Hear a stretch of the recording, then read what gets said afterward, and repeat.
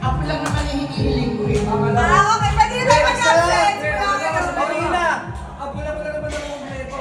Hindi, ganito. Kaya ako gusto ko kasi wag silang magkaroon. Malaita ko sa'yo!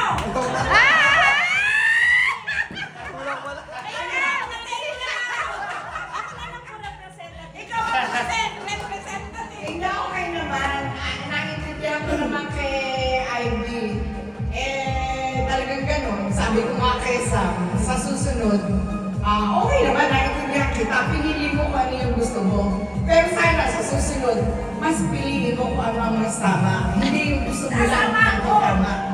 Yun ang sabi ko sa kanya. Kasama ko! Pero alam niya niya na, Ate, naka-video ka. Okay lang! Basta sasama ko, Sam!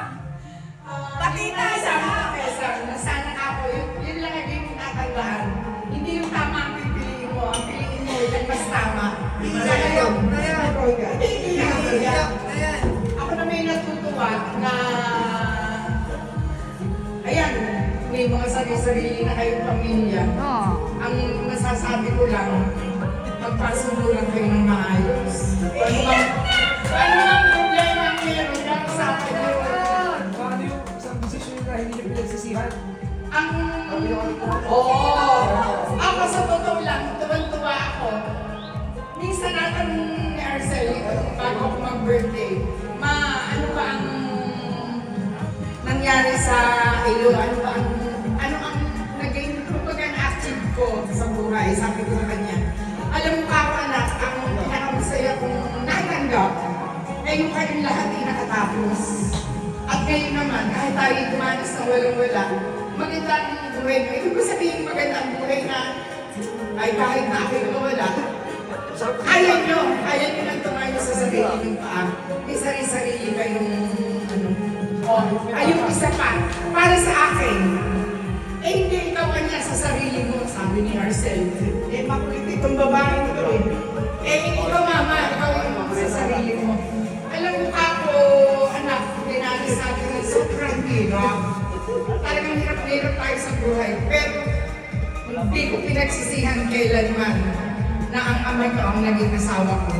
Kung masasabi ko, nasa right person ako. Kung dumating mga pagkakataon na may second life, si Papa pa rin ang pipiliin ko. Nagkulang na si Papa financial. Totoo yun.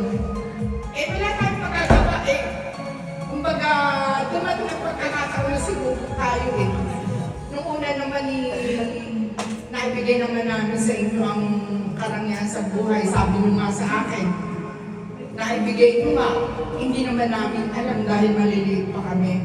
Pero hindi lahat ng pamilya nadadala sa carnival. Nag-iisang palaruan nyo. At hindi lahat nadadala sa Araneta Coliseum. 2 beses namin kayo dinala sa Araneta Coliseum.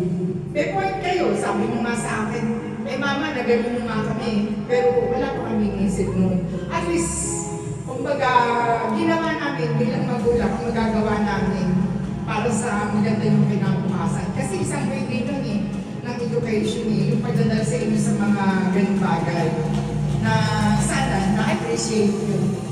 Yun ang sa akin. Paano to? Okay naman.